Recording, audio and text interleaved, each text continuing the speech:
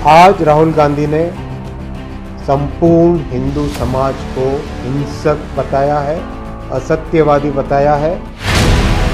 राहुल जी ने कहा कि अग्निवीर में शहीदों को कोई कंपनसेशन नहीं दिया गया। इससे बड़ा झूठ कोई नहीं है। माननीय अध्यक्ष जी के पद को जिस गैर जिम्मेवाराना तरीके से कमेंट किया, अति शोचनीय, अति दुखद है।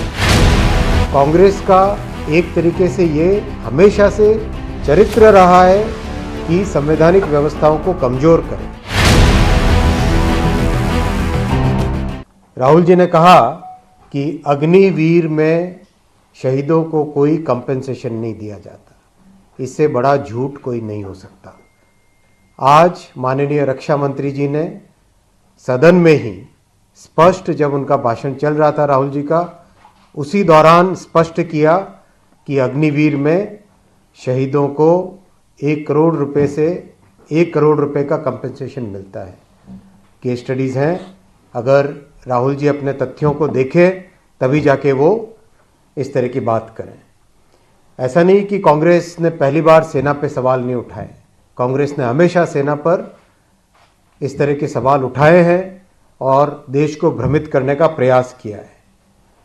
साथियों, दूसरा, आज राहुल जी ने एक संवैधानिक पद, माननीय अध्यक्ष जी के पद को जिस गैर जिम्मेवाराना तरीके से कमेंट किया, अति शोचनीय, अति दुखद है वो। और ये भी पहली बार नहीं है। याद कीजिए, आप जब प्रेस क्लब में अपनी खुद की सरकार का ऑर्डिनेंस श्री राहुल गांधी ने फाड़ा था। याद कीजिए, यूपीए सरकार का समय, जब जो संवैधानिक व्यवस्था है प्रधानमंत्री जी की, उसको एक गैर संवैधानिक व्यवस्था नेशनल एडवाइजरी काउंसिल एनएसी के नाम से श्रीमती सोनिया गांधी जी उसको चलाती थी।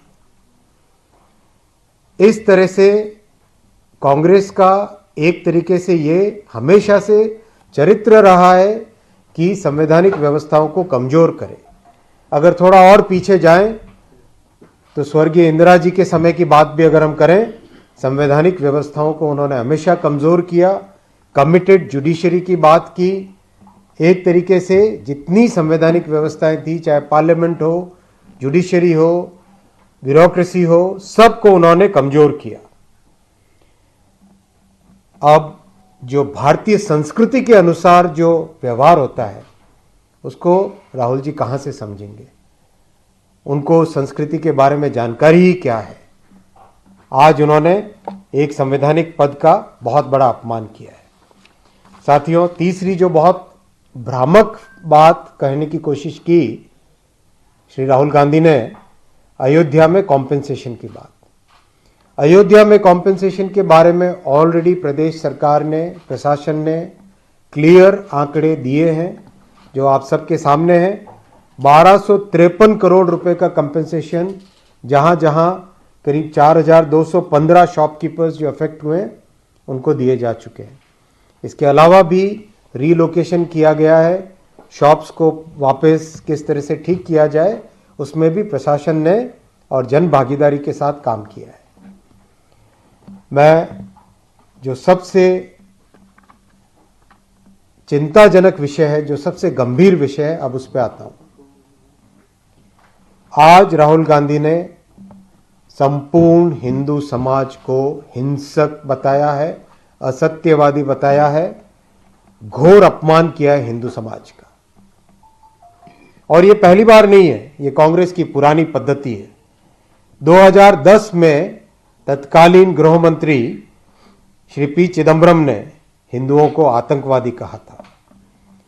2013 में तत्कालीन गृह मंत्री, पूर्व गृह मंत्री सुशील शिंदे जी ने हिंदुओं को फिर से आतंकवादी कहा था। 2021 में राहुल जी ने कहा था हिंदुत्ववादियों को देश से बाहर निकाल देना चाहिए।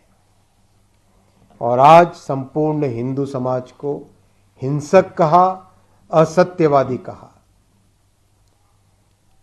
ये राजनीति की एक ऐसी परिस्थिति श्री राहुल गांधी ने आज लीडर ऑफ ऑपोजिशन के पद की गरिमा को इतना नीचा किया है, इतना कमजोर किया है और राजनीति को एक ऐसे लेवल पे लेके गए हैं जो कि निंदनीय है। संपूर्ण देश श्री राहुल गांधी के इस बयान से दुखी है और इस बयान की जितनी निंदा की जाए उतनी कम है। हिंदुओं को हिंसक बताना, हिंदुओं को असत्यवादी बताना,